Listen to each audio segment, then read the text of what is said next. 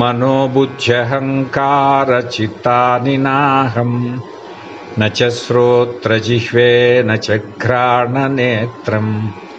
न च व्योमभूमिर्न तेजो न वायुः चिदानन्दरूपः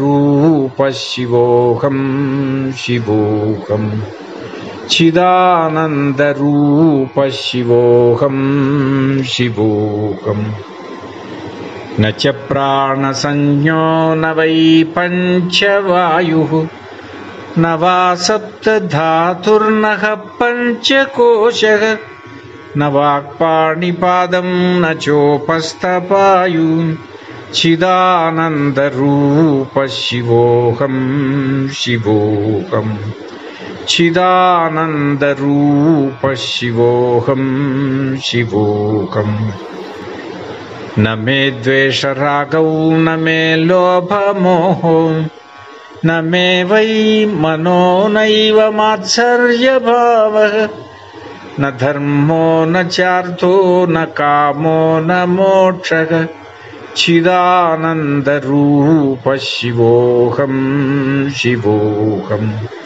चिदानन्दरूपः शिवोऽहं शिवोऽहम्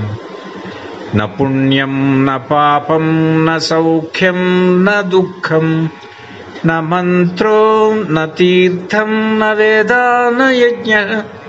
अहं भोजनं नैव भोज्यं न भोक्तम्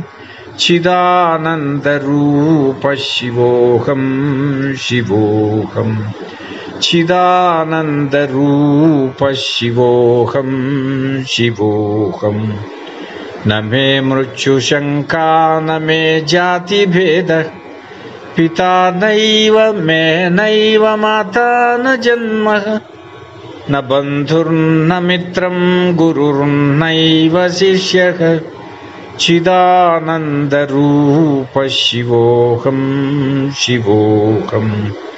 चिदानन्दरूपः शिवोऽहं शिवोऽहम्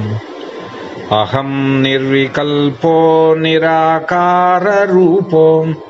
विभूत्वाच्च सर्वत्र सर्वेन्द्रियाणां न चासङ्गतं नैव मुक्तिः न मे यः चिदानन्दरूपः शिवोऽहं शिवोऽहम् चिदानन्दरूपः शिवोऽहं शिवोऽहम् चिदानन्दरूपः शिवोऽहं शिवोऽहम् चिदानन्दरूपः शिवोऽहं शिवोऽहम् हर हर महादेव।